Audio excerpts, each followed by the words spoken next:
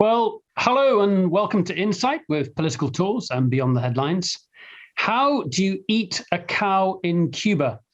This is not one of my bad jokes, but a serious question. And the answer is way more complicated than you might think. In my mind, goes some way to answering the questions faced by many ordinary Cubans amid a drought, failing crops and rising prices, not to mention the US embargo. We'll come to the answer in a bit. But this is the thrust of today's talk. Cuba has had a tougher pandemic than most, and here to explain it, we have Michael Bustamante, our regular Cuban expert, now based at the University of Miami. Hello and welcome, Michael. Hi, Nick. Good to be with you. Good to have you with us. I know you've been suffering from a slight cold or a major cold, but so it's I'm glad we've got hold of you. Lots to get through as ever: the pandemic, the protests from last year, food shortages, and then, of course, relations with the United States. But just to start with, Mike, can we roll the clock back a bit before the pandemic and summarize what was happening before? And really, just to remind ourselves, there's huge deterioration in relations post-Obama with the Trump administration. Just give us some background there. Sure. It seems like the Obama years were a lifetime ago in more ways than one here in the United States. And that applies to Cuba policy as well. I'm sure many of your audience will remember the Obama administration in December of 2014, sort of announcing simultaneously with the Cuban government a breakthrough after secret negotiations that led to the reestablishment formally of diplomatic relations after 50 plus years, a kind of an opening of a number of sort of commercial and travel and people-to-people ties, a surge of interest in Cuba. All of a sudden everybody had to get to Cuba, quote unquote, before it was going to change, even if Cubans might have wanted it to change in more ways than one. And I think there was this sense that, as President Obama put it when he gave an address in Havana in 2016, that the United States was finally turning the page on the Cold War, or the last chapter of the Cold War in the Americas. Fast forward a few years, or actually a few months from that speech that Obama gave, Trump is elected. It's safe to say that the Cuban government was as surprised as I think many sectors of the U.S. body politic. And while Trump didn't sort of unwind in practice every aspect of the Obama policy right away, at first his rewind was more rhetorical than it was real. Certainly by 2019, 2020, the Trump administration was putting in place what they call the maximum pressure policy, both on Cuba and Venezuela, given the close ties between both governments. That really led to the rollback of the last remnants of the Obama policy in many ways, a cutting off of travel, the ramping up of sanctions in more ways than one. And sanctions that, were certainly contributors to, by 2019, 2020, even before the pandemic, Cuba already finding itself in a pretty serious economic crisis, right? And that's before COVID hit. So that's kind of where we were in rough terms. Yeah. Okay. And we're going to come into this. And the two sort of critical features of the Cuban economy are tourism in terms of bringing in dollars, and then agriculture in terms of exports. And how much were those affected by the embargo at that point? I mean, a lot of the tourism comes from the United States, and not from comes from Europe, comes from Canada. And so you think, okay, well, a US embargo is bad news, but. Well, tourism, I mean, the number of travelers from the US from 2014 had really grown exponentially. So when the travel rules started to really get tighter on the U.S. side, circa 2019 in particular, it had a dramatic effect. I mean, I think one of the some of the last things that the Trump administration did were the most damaging. By that point, some of the biggest numbers of U.S. travelers who were coming into Cuba were coming via cruise ships. Cruises were sort of a controversial tool that was used by the Obama administration to promote people-to-people ties. Really hard to qualify a cruise of any kind as anything more than tourism, which is technically illegal according to U.S. law, at least as it applies to Cuba. So the cruises stopped. That was a huge decline in numbers. And then the Trump administration actually cut off flights from the U.S. to destinations in Cuba other than Havana. And that had a huge effect on particularly Cuban Americans traveling throughout the island to visit family. So, there's two sectors of U.S. travelers to Cuba, typically the average American and then Cuban Americans, right, who go to see family and this and that. So it did have a really dramatic effect. With respect to agriculture, I mean, I would push back a little bit. Like, agriculture is important to the Cuban economy, but it's been a long time since Cuba was an agriculture export powerhouse. In fact, the Cuban economy or Cuba has to import something like 70% of the food that its people eat. So rather than a net exporter of agricultural goods, it's a net importer, a lot of which comes from the United States through sort of a loophole in the embargo for food exports that was created in the year 2000. What happened with the food situation in light of the onslaught of sanctions under Trump and then COVID was, Cuba found itself short of hard currency that it uses to finance some of those food imports. So that's the basic math there. And so there was already kind of shortages that were becoming quite apparent in 2019, 2020, again, before the pandemic hit and really did, hit the other sector of Cuban tourism, the European sector, the Canadian sector, et cetera, et cetera. Yeah. Okay. So that's the situation is going into the pandemic. Just tell us about the actual pandemic itself in terms of Cuba and then the knock-on effects in terms of the economy afterwards. So how did Cuba respond to the pandemic initially, just in terms of dealing with the virus? Sure. Well, initially there was some controversy and some discussion that it took the Cubans too long to close their borders. For a while, I remember in the very early stages of the pandemic, they were telling the world, we're still a safe destination, right? But it quickly, as things spread, it quickly became apparent that they were going to have to shut down. And they did. So for an economy that is, for which tourism is as important as it is for the Cuban economy, you can imagine the effects, right? And there's a similar story to other places in the Caribbean in that regard.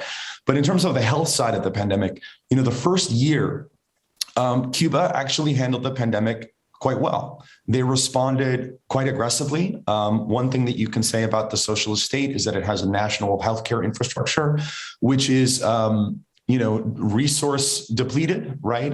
Bare bones suffering in that regard, but it's still present. And it can mobilize a national response very quickly.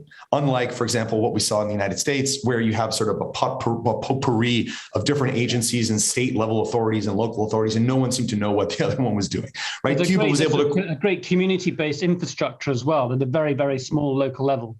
Yeah, there is. And so they put in, very strict mask requirements and very hefty fines if you got caught not wearing a mask in public and all the rest of it. And so, for the first year of the pandemic, in terms of the rate of spread of the disease, if you go by Cuban government statistics, and some have questioned the statistics, but I think fundamentally many experts also think that they're right. The Cuba, compared to many places in Latin America, seemed to be able to contain the spread of the virus in a significant way. And that was quite a success story.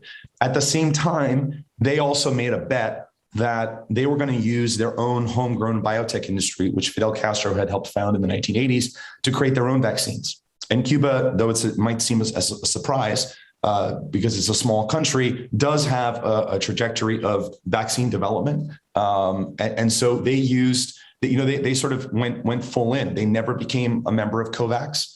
And, in the long run, I think, from the vantage point of today, that investment in developing vaccines seems to have paid off, but it took them longer to have a vaccine rollout. Is it fair to say at the beginning of the pandemic, they had quite a reasonably high death toll per capita compared to other countries, but then that comes right down as they roll out the vaccine process. And they've got four people have had 4 doses by now, I think.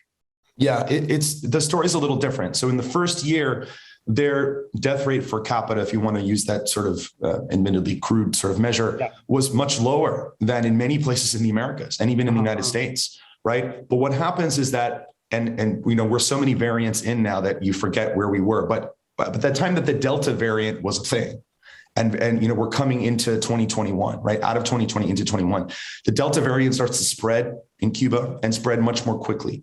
And at that stage, their vaccine development was sort of behind, vaccines were just getting rolled out in the US, for example, but they were behind the curve of the Delta variant in terms of vaccine rollout. So by the time we get to the summer of 2021, the virus is actually really, Cuba's not in a good place with respect to COVID, right? Particularly in the regions of Matanzas, you had very surging death rates, a healthcare infrastructure that was really overwhelmed momentarily. But as then the vaccine development and the vaccine rollout sort of caught up later that summer, by now, at least by the end of 2021, Cuba had vaccinated something like 85% of its population, and rates really started to come down. So I think in the long run, it's a success story. There was I think a lot of people question why didn't they become a member of COVAX, at least initially.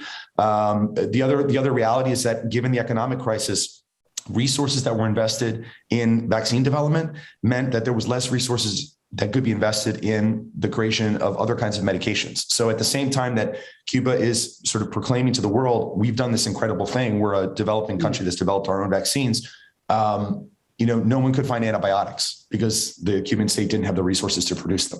So, that's a little bit of the two-sided nature of this story.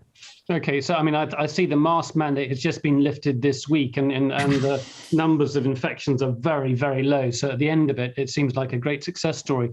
But you talked about last summer, and last summer really is the sort of the key point politically, because that's when you see major protests you haven't seen in Cuba for a long time. And I want to talk about that in just a second. But before we get to that, let's talk about the economic impact, because you already say Cuba's already short of dollars. Both our remittances, the lack of tourism, obviously the pandemic has hit everything very hard. What's the economic effect in Cuba? It's been huge, starting with tourism, right? Tourism is up there in the sort of the top 2 to 3 sectors of the Cuban economy for hard currency earnings. And, basically tourism went to zero overnight, right? There was in late 2020, a kind of a false start attempt to sort of reopen the borders a little bit. They got some Russian tourists coming into places like Varadero Beach, but, nothing on the scale of what existed before. So that has a huge effect on the state sector of the economy, to the extent that the Cuban state is a major player in the tourist industry, state-owned hotel chains or hotel chains operated with joint venture partners from Europe, for example, but also had a real impact on the Cuban private sector. The Cuban private sector, nascent and small as it was something that had really boomed in those peak years of the Obama normalization and the follow-on effect that had also for European travel, because folks wanted to eat in private restaurants, they wanted to stay in Airbnbs. This was a kind of a burgeoning sector of the Cuban economy, again in private hands. The problem was that sector was sort of highly dependent on an external market, right? It sort of evolved in a way largely service oriented, really catering in the most lucrative parts of it to that tourist economy. And so once that tourist economy went away, the private sector all of a sudden was really in a pickle. Right. And so, the effects have just been huge. And I think one of the things that the Cuban government and I myself am quite critical of is that, neither the Trump administration nor the Biden administration after it came in some of the worst moments of the sort of humanitarian or economic impact of the pandemic, did anything to sort of create, more humanitarian loopholes and sanctions. At the same time, for example, that the Biden administration, for example, after it came in, was doing that for other sanctioned countries like Iran. Right, creating certain humanitarian loopholes to help, for example, materials needed to make vaccines. Right, Cuba needed at one point the vaccine rollout. Forgive the tangent, was delayed not because Cuba didn't have vaccines, but because they didn't have syringes, right? And U.S. sanctions didn't, make it any easier. So the economic effects have been huge, and so the hard currency shortage is being felt. And I think if there's one sort of positive that I could say that has come out of it is that the economic effect shock of the pandemic, it forced the Cuban government's hands on certain questions of internal economic reform that they had been delaying. So there had been this kind of yo-yo of reform vis-a-vis the private sector. Actually, after that sort of boom period under Obama, the Cuban state kind of clamped down a little bit on the private sector for a time in 2017, 2018. But the lingering thing was, were they going to allow people to actually form private companies, right? People that operated private businesses were essentially doing it out of their own personal bank accounts. And one thing that economists have been saying for a long time is that you need to legalize a small and medium-sized enterprise in private hands sector. The pandemic in July 2020 forces the Cuban government to announce, hey, we're going to do that. And they eventually did that about a year later. It also forces them to say this other really tricky reform that we've been delaying, which is currency unification, because Cuba has had a dual currency system that's very complicated and created lots of distortions. The government said, we're going to move forward with currency unification at the moment when it's going to be most painful to do it, right? Because there's no other option. And so they did that in July 2021 when things with the pandemic were still really bad. And the rollout of that currency unification process has been bungled in lots of ways. It's led to very sharp inflation. In many ways, they haven't unified the currencies at all. I could talk more about that, but there's a huge informal currency market now. It's a mess, suffice it to say. So I could go on, but just to put one last bit of perspective on the economic crisis. I mean, Cuba by summer of 2021 was very clearly in the worst economic crisis that it had been in 30 years since the fall of the Soviet Union. Full stop, right? It had not been so bad. GDP for Cuba declined in the year 2020 by 10%. That's on par with some of the yearly declines that Cuba saw in the early 90s. So that's kind of the scale of the economic crisis that's absolutely colossal. I want to answer the question that I put in the introduction, which refers to an article in The Economist last year. And this, I think, touches on some of the bureaucracy that anybody involved, whether it's in business or agriculture, faces in Cuba. And this is part of the problem. So this is you have to apply to eat a cow. Up until last month, and I think it's referring to about April last year, it was illegal to slaughter a cow before it reached advanced age. Now farmers may kill them or sell the meat to eat it themselves, but before they do so, they have to jump through a series of hoops, including certifying that the cow has produced 520 liters of milk a year, that the herd does not shrink overall, and that they can only slaughter one cow for every 3 calves they add to it. And in addition to that, you've got whole herds dying because of dehydration. I mean, it takes a week to apply to slaughter a cow. So that's reflection upon the enormous of cat-handed bureaucracy that people face. But on top of that, there's also been a drought as well. Yeah, the food production situation is this huge Achilles heel for the Cuban economy. And what I like to tell people is that there's no reason it should be that way. Sometimes Cuba gets referred to as exporting large amounts of food. It's incredibly rich agricultural, fertile soil. Yeah, I mean, I think sometimes people think of Cuba as this quote unquote small island in the Caribbean. I like to remind folks, particularly folks from your side of the pond, as it were, that in terms of land area, Cuba has about the same land area as England. Not the UK, but England. England or the UK? Right? Do you know? England, not the UK, right? I believe its land area is somewhere between the land area of England and Ireland. Okay. So, we're not talking about the largest country in the world, obviously, but we're not talking about a tiny place either, right? This is a country that has a lot of land area, once had a very fertile and productive agricultural sector, one that depended too much on one export crop, sugar. And there were a lot of injustices that came out of that, right? Part of the Cuban Revolution was about addressing that. But long story short, as I said, Cuba's importing 70% of the food as people eat. That's insanity for this country. For 15 years now, the Cuban government has recognized this as a problem, has been trying to reform this. They gave the Cuban agricultural sector is a complex mix of state-run farms and private-run properties. The Cuban state, starting about 15 years ago, started giving land in usufruct, in sort of long-term leases to private actors. But those private actors would then be obligated to sell a certain percentage of their crop to the state sort of ration or redistribution system. Then they could sell whatever, on top at sort of a market rate, in a city directly to consumers. And there's been kind of ups and downs in regulations, but suffice it to say, they haven't yet sort of cracked the riddle of how to increase production in a sustainable way. Where they have liberalized certain rules in terms of production, they haven't facilitated easier distribution. And so every once in a while, you hear these stories of, a private Cuban farmer who's got a bumper crop of pineapples, and then they sit rotting because no one's coming to pick them up to deliver to the market, right? So this is a clear area of priority for the Cuban government, but it has been for 15 years. You hear them talking about it a lot because to the extent that Cuba is having to import food that it could otherwise produce, that's hard currency losses that they need for other more important things. Yeah. And it's a huge drain on the economy, right?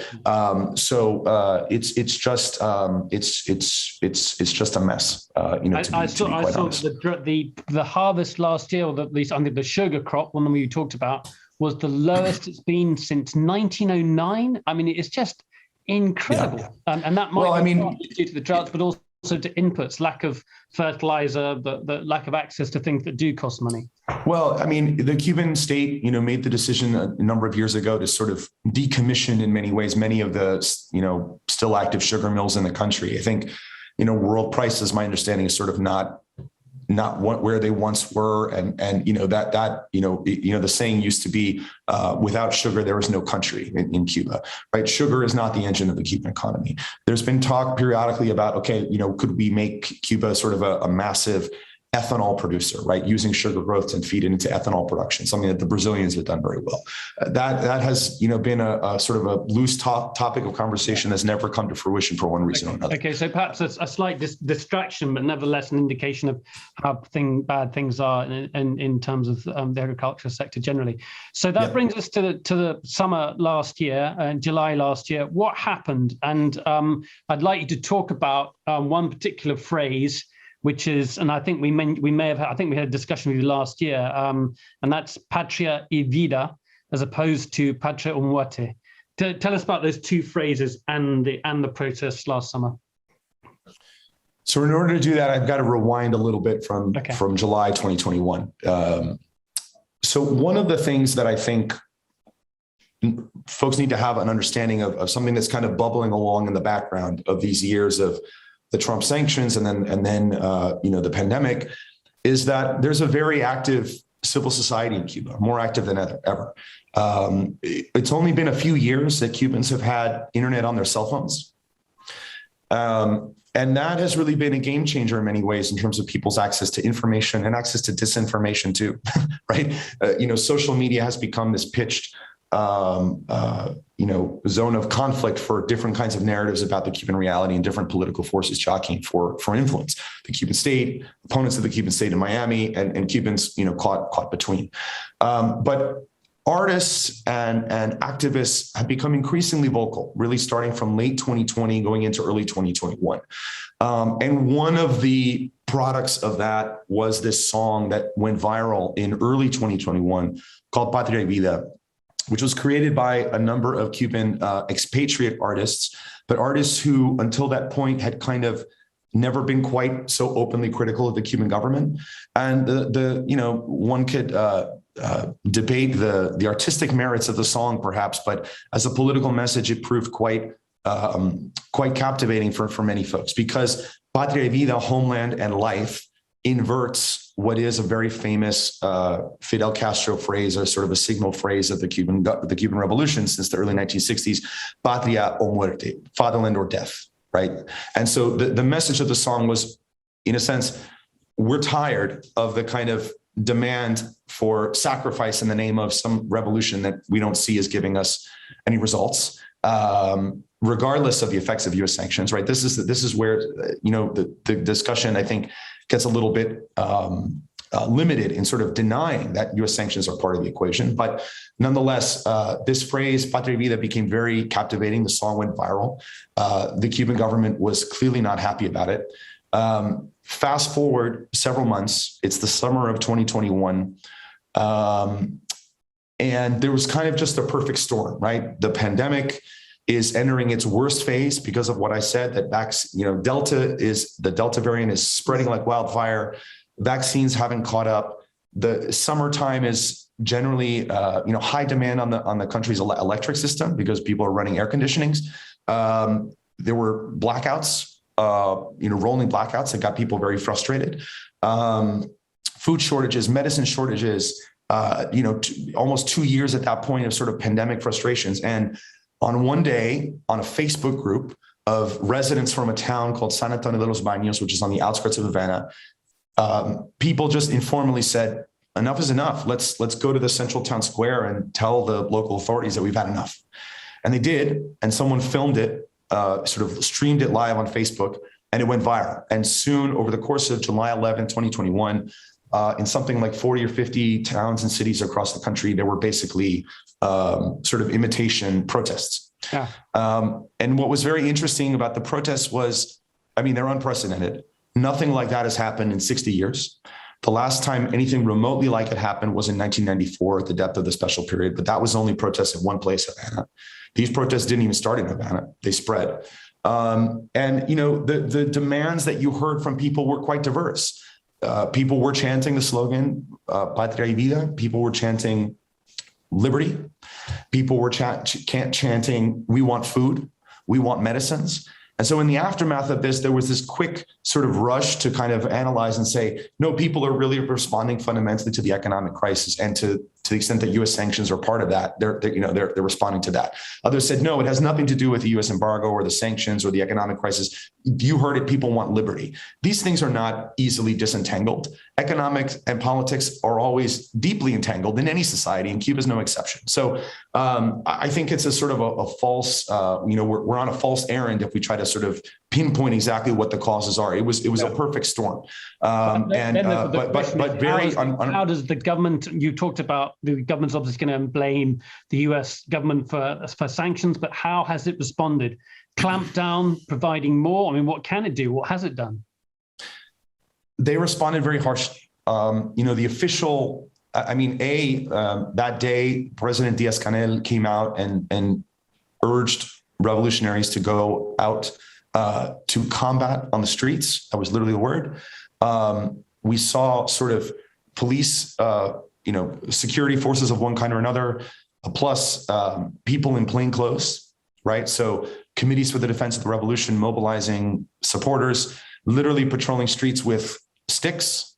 There are sort of miscellaneous reports of gunfire, miscellaneous reports and videos that were captured of police throwing rocks. Some of the demonstrators themselves also turned, unruly. We might say there were some instances of looting, some instances of police cars being turned over.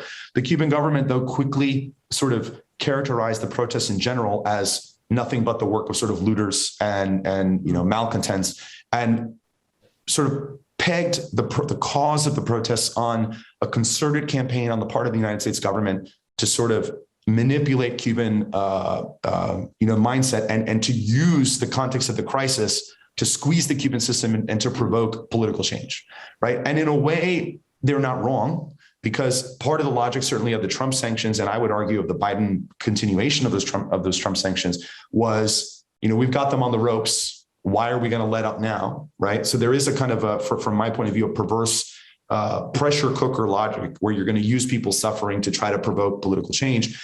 There was also a lot of attention paid to the ways in which, or allegations that sort of mysterious bots on Twitter were spreading certain hashtags in the days leading up to the protests, and that kind of had the effect of creating this sort of mindset that led to these protests, and that this was sort of an information operation on the part of counter-revolutionaries in Miami or U.S. intelligence. Even if that's true, it's not as if the Cuban government doesn't have its own sort of information warriors and bots to combat that on Twitter. But and I don't think the fascinating thing there is that they're not shutting the internet down. It's something they can't do. It's there to stay. And as you talked about earlier, that exposure to the outside world is not going to disappear. Well, I mean, it's worth saying that on July 11th, they did, right? On July 11th, the internet was shut down, and it remained shut down for a few days. And then slowly it sort of came back on. So in the moment they did, right? But, I think to reduce the protesters' motivations or to the protesters' actions to just that they've been duped by a sort of a US-led misinformation campaign, or to deny on the other extreme that the context of US sanctions had some role to play in the economic circumstance that was in part feeding those protests. These are two sort of extreme points of view that I don't think capture the complexity of the reality, right? But unprecedented protests, the government response has been hard. They have arrested, in subsequent weeks and months, they arrested something on the order of 1,000 people for participating in the protests. The trials of those folks are ongoing. Some are getting sentenced to 10 to 20 years for doing things as fairly inconsequential from my point of view as throwing rocks, or even just filming on video the protests, right? They're being charged with sedition. So these are very kind of politicized trials, to put it mildly, and they've led to a circumstance in which there are more people detained in Cuban jails for political reasons than there have been in a couple decades at least, I would say. Yeah, no, pretty grim stuff. I see there's two artists who appeared in that video that you were referring to earlier, actually on trial this week, facing a possible 10-year jail sentence. We're going to sort of draw out a bit and talk about US policy and indeed migration as well, because those are two sort of counter-facing sort of factors. But I'm keen to get questions from everybody too. So please do put your questions in the Q&A box so that we can put them to Mike. So just write them down there in the Q&A box if it's in the bottom of your screen. In the 1990s, when Cuba faced that drop in Soviet support and had an enormous economic crisis, the response was huge numbers of people fleeing Cuba. What's the pattern today? Bigger numbers. I mean, in retrospect, the numbers from the 90s seem small, to be honest, compared to what's happening now. In 1994, at the worst moment of the post-Soviet crisis in Cuba, known as the Special Period, and following this sort of one instance of mass protests in Havana that I mentioned, the Cuban government essentially said anyone that wants to leave can go, and that led to this event called the Rafter Crisis, in which something on the order of 35,000 people made it to the United States. More left, a number of Paris to see. We don't know exactly how many, but 35,000 people eventually made it to the U.S. Fast forward to today, and about 6 months after these protests that I just mentioned, or a little less, in November of 2021, the Cuban government announces that given where vaccines are and things being better from the pandemic point of view, that Cuba is going to open its borders again. So they did that on November 15th. And a couple of weeks later, serendipitously, although I don't think it was serendipity, the government of Nicaragua, which is a close ally of the government of Cuba, announced that Cubans would not be required to have a visa to try to enter that country. The rush was on for a number of reasons. The economic crisis not getting any better. Keep in mind, for 2 years, right, the number of flights coming into Cuba has been very limited because of the pandemic. So the opportunities to leave are even in legal ways are limited. Also keep in mind that part of the rollback of U.S.-Cuban relations under Trump was the virtual closure of the U.S. embassy in Havana. It remained open with a skeleton crew, but the consulate was closed. So the U.S. was obligated to give 20,000 visas a year to Cubans for legal travel as part of migration accords that were re-upped in 2017. And so from 2017 to 2021, none of those visas have been given. So 20,000 visas a year times 4 or 5 years, that makes almost 100,000. And lo and behold, since the opening of borders in November of 2021 to now, something on the order of 100,000 Cubans have crossed the U.S.-Mexico border. Wow. So we are talking scale of migration that far exceeds the Rafter crisis of 1994, scale of migration that exceeds or is approaching the levels of the Mariel boat lift of 1980, which saw 125,000 Cubans come to the United States in just a few months. This migration is sort of spread over more time, right? But the numbers are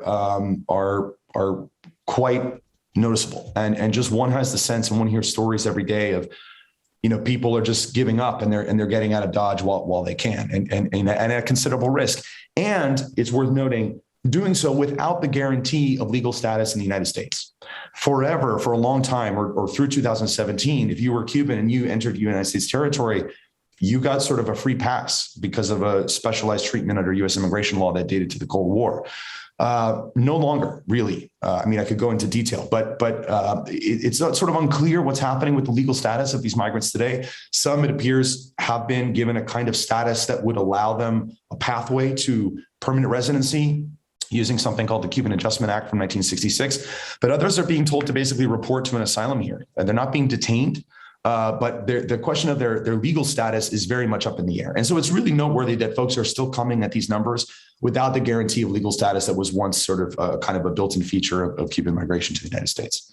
And this is really something that the US can't ignore, even though there's difficulty within the United States, and the Biden administration has always felt pressure from Cuban Americans in Florida. But the pressure from migrants coming from, well, not just Cuba, I mean, Central America, South America is colossal. They're organizing a summit of Latin American leaders in LA very shortly.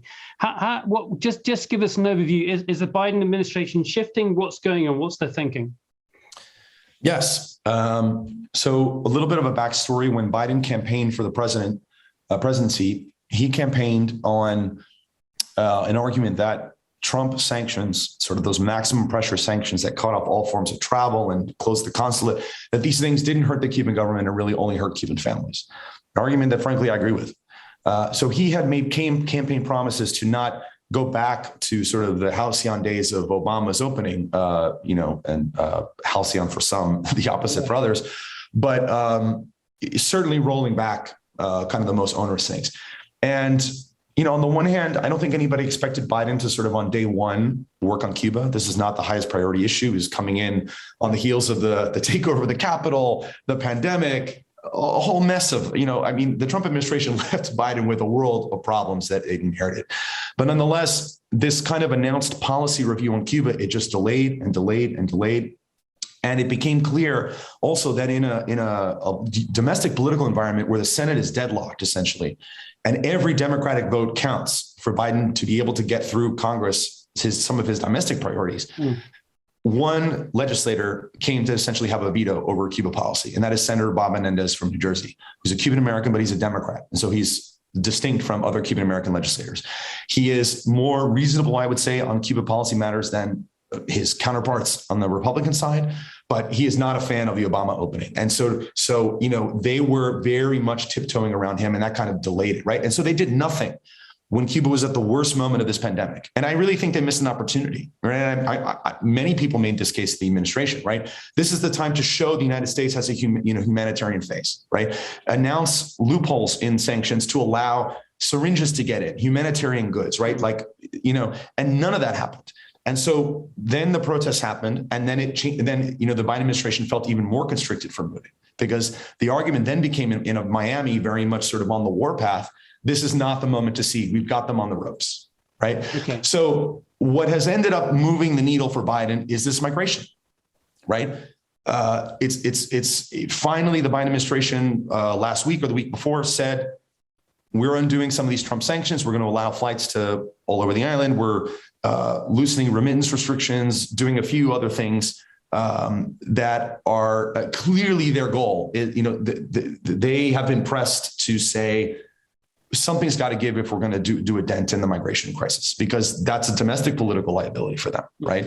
And critics of Biden's moves have been saying this is exactly what the Cuban government wanted, that Cuba has, quote unquote, weaponized migration by opening its borders in the way they did in collusion with Nicaragua. And they have foisted a migration crisis on you to bring you back to the table, and you are taking the bait. My response to that is, what else would you have the Biden administration do? It is not as if Cuba hasn't been the dynamic before. This was the dynamic in 94, it was the dynamic in 1980. If this is in fact a chip that the Cuban government can play, they play it and they play it well. Right. And it is a sort of an abject lesson for me that the kind of maximum pressure sanctions policy is a dead end, because this is where it gets you to. The Cuban government ends up saying, oh, yeah, you want to sanction us? You want to put your neck on our boots? Guess what? We're going to unleash migration. And it's not a novel trick. Turkey does it. Libya used to do it. It's a policy that other countries have used pretty effectively. Hookie Walker is there with a good question. I feel we've answered your question in part, but I think there's more to be explored. Are you there, Hookie? Yeah, no, in the latter part of what he's been saying, Dr. Bustamante has really answered my question. I mean, one knows that every country's foreign policy is dictated to an extent by their domestic policy, but one keeps being reminded that in the United States, this seems to be particularly so. For example, US policy towards Iran. What about US policy towards Cuba? Is it really dictated by domestic US politics in a big way, as it would appear from what we've just heard? And what are the major currents in US politics in that regard?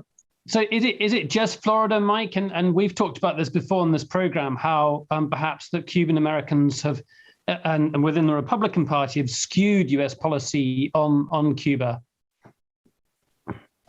It's not only a Florida story, I mean, but it is largely a Florida story. So I think in a way, what the Biden administration just did shows that ultimately, U.S., a crisis in foreign policy or in migration in this case supersedes the domestic political thing, right? Because the argument that local Democrats have been making in South Florida, for example, is who are getting they're getting kicked in the teeth by Republicans, right? This is a state that used to be a swing state. It is increasingly looking like a red state. And the local Democrats have been saying, please, if you move on Cuba policy, you're going to, screw our chances even more, forgive the expression, right?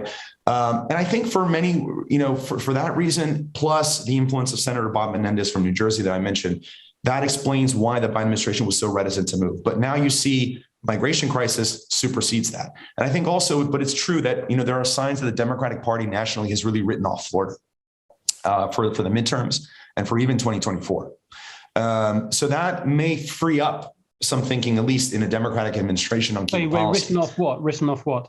Written off the chances of Democrats doing well in the midterm elections in Florida or in the 2024 national election, right? Because I think the argument was, Trump increased his numbers with Cuban-American voters in a significant way between 2016 and 2020.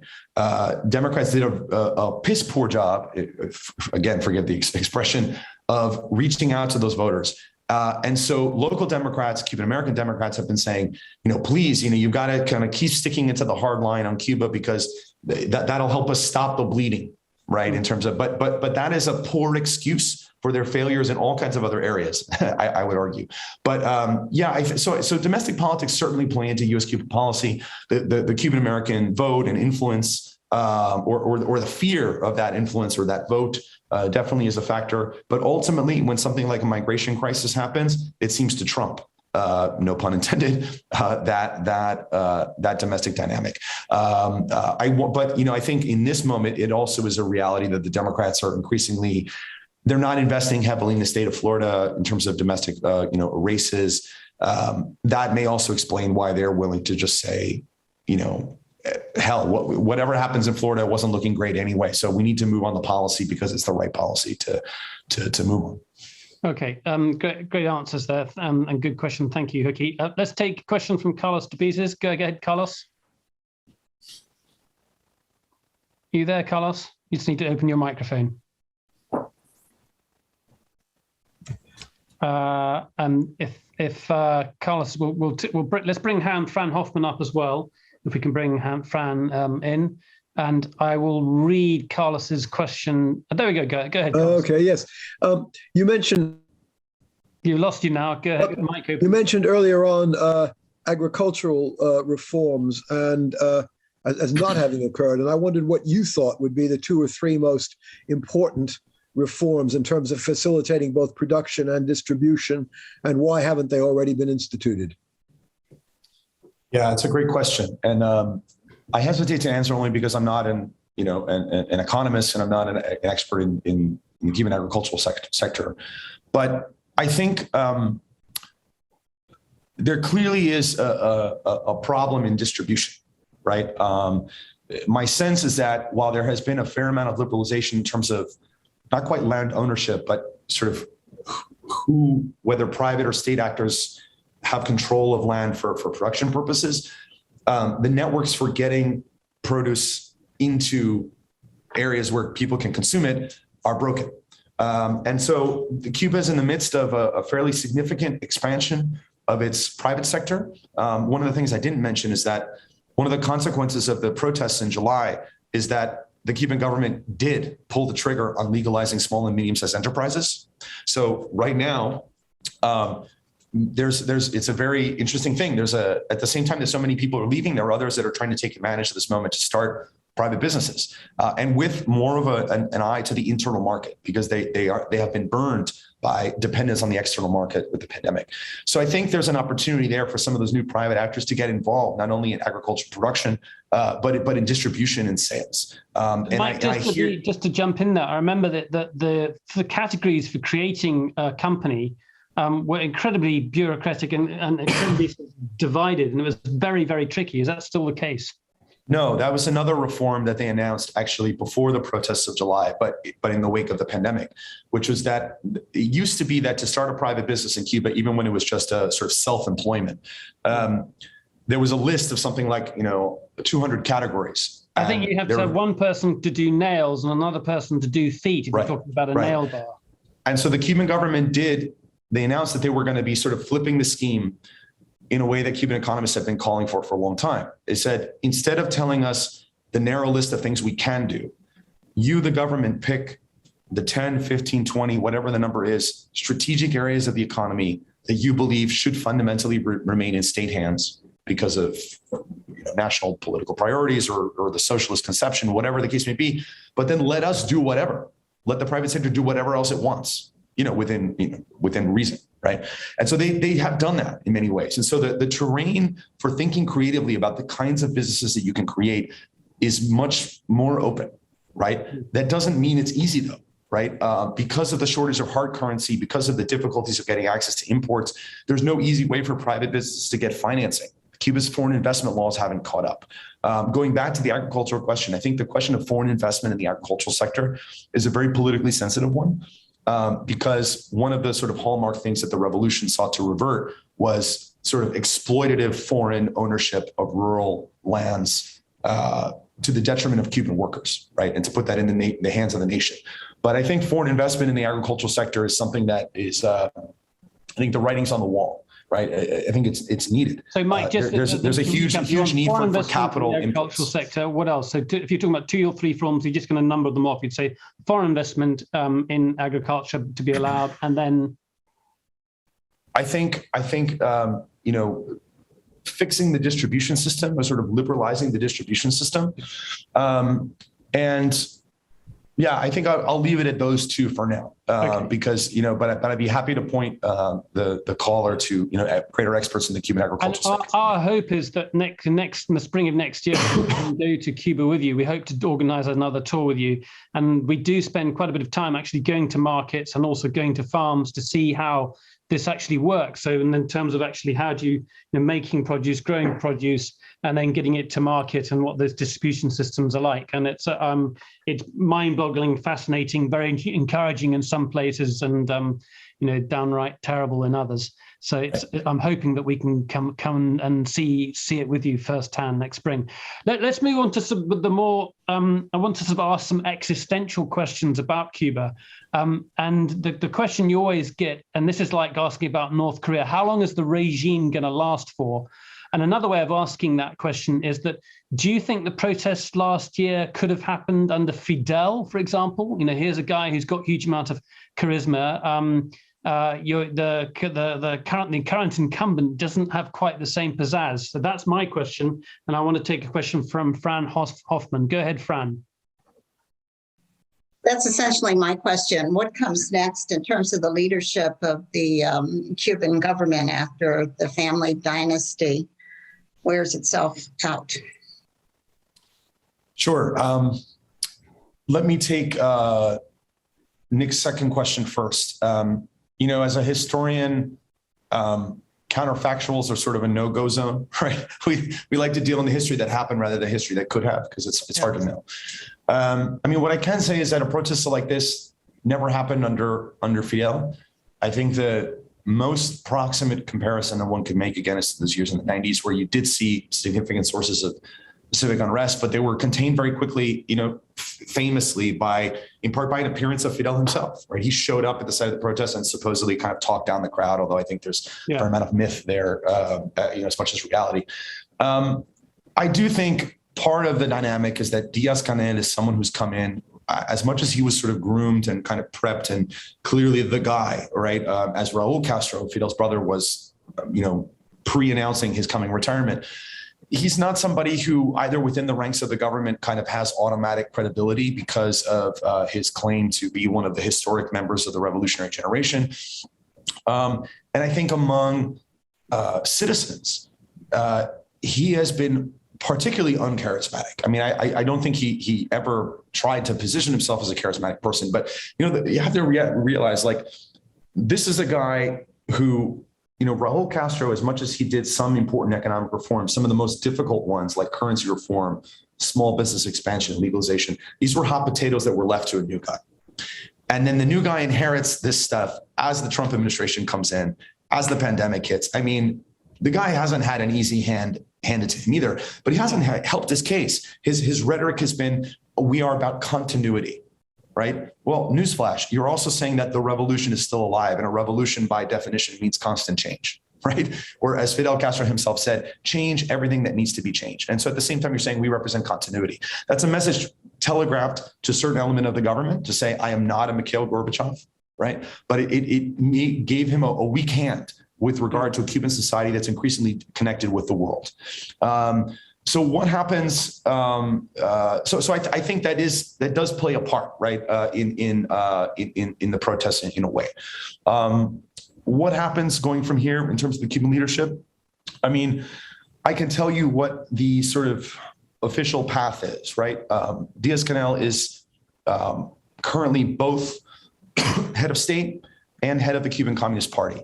The way that Raul Castro sort of orchestrated his transition is that there was a period in which Raul retired as head of state, but he was still head of the Communist Party, and then Diaz-Canel came in as head of state. And so there's kind of like, the elder statesman tutoring the head of state.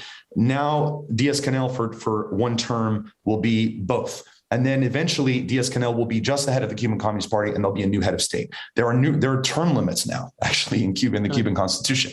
So Diaz-Canel will not be, even if he's incredibly successful, that is, if they go by the rules, the head of state internally. Like, they have moved from a personalistic leadership model to a collective one. So who is the next person? I have no idea. I have no idea.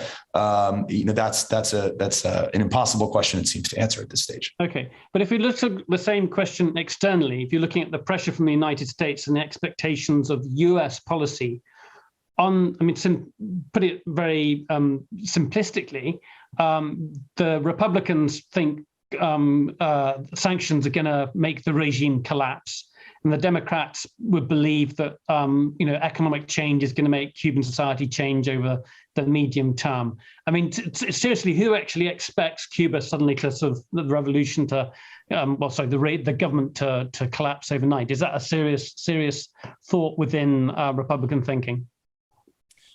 I don't know whether it's a serious thought. I mean, I don't think the evidence bears out that that's a likely possibility. I mean, listen, you never say never, but analysts of Cuba have been saying never since 1991, right? I mean, I can't tell you how many times in the wake of the fall of the Soviet Union, books were published with titles like Fidel's Final Hour. The constant predictions of the fall of the government have been sort of coined to the realm of the Cuba watcher sort of scene. There are constant rumors about illness. But that's a refrain within Cuban-American right-wing circles, isn't it? And that's the belief because they don't believe in it, and it has. Well, it's the belief, yes and no. I mean, because I think there's look at when Fidel fell ill in 2006. There were people on the streets, and then 2 years later, when he was still alive and power was permanently transferred to Raul, that there wasn't. It was a sense that actually they had figured out this transition. I mean, the same with when Fidel Castro died in 2016, the folks in Miami poured out into the streets. But the transition has been well orchestrated. One has to acknowledge. I don't yet see major signs of sort of cracks in the government at the high level. If anything, in the wake of these protests, I have seen a circling of the wagons. In the wake of the hardening of sanctions and the continuation of those sanctions, at least until recently under Biden, circling of the wagons, right? That doesn't mean that Cuban society hasn't become more active, more dynamic, more vocal in its discontent. and in the various ways that discontent expresses itself.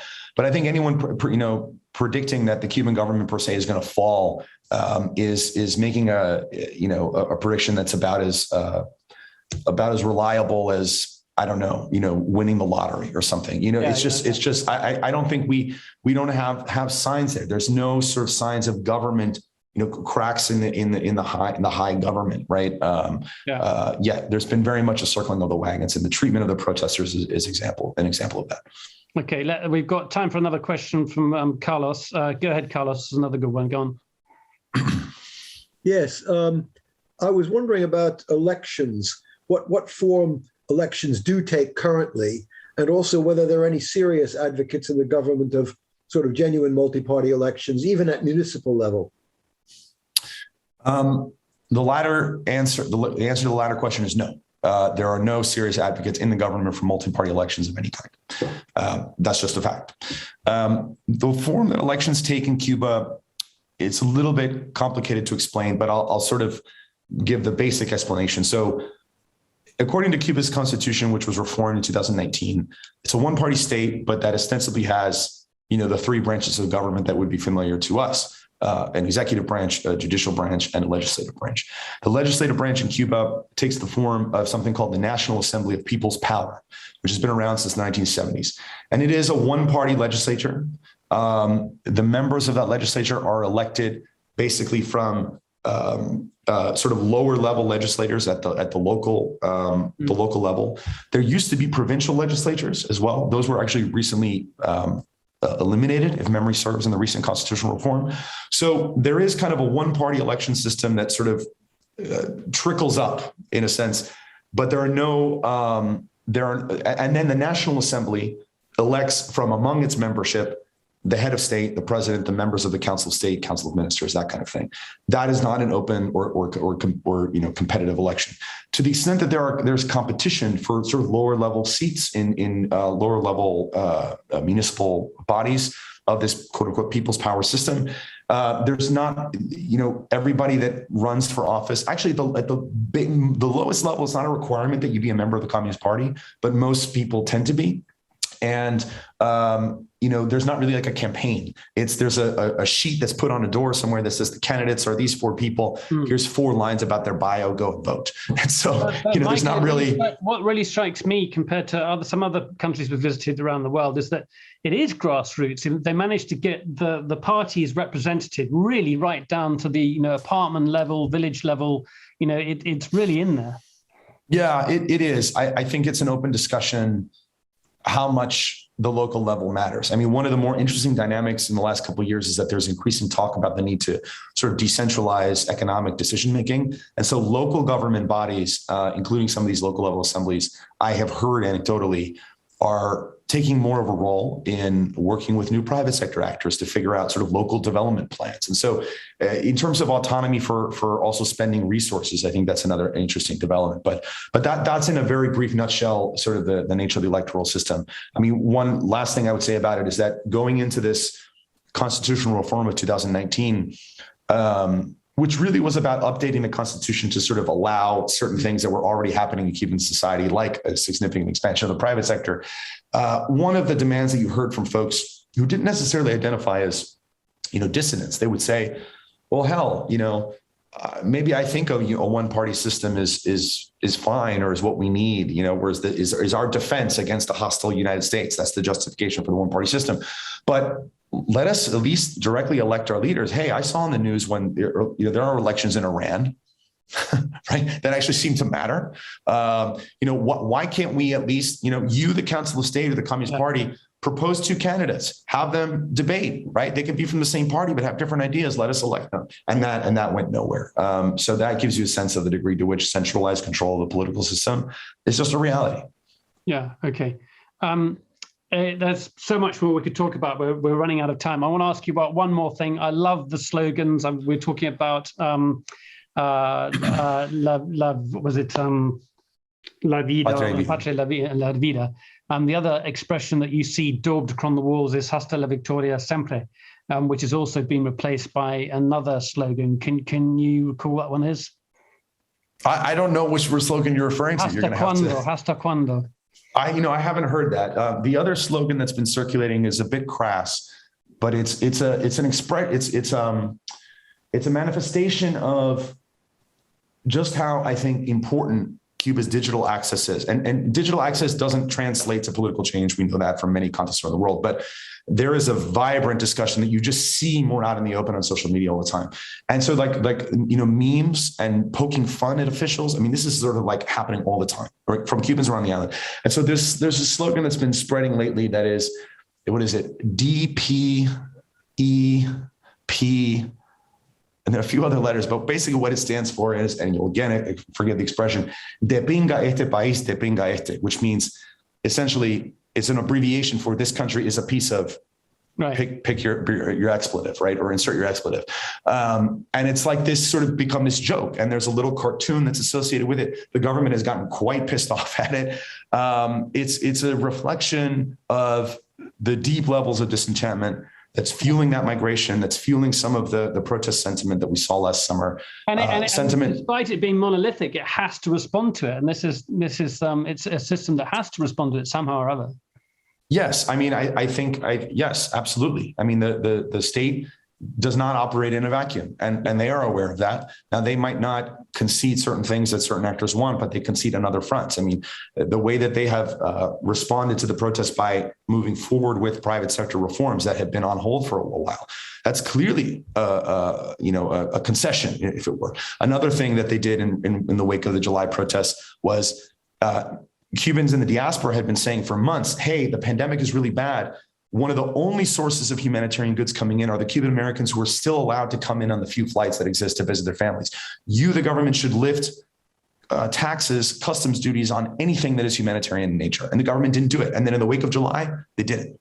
So, they do react to citizen activism, even as they seek to obviously curtail it.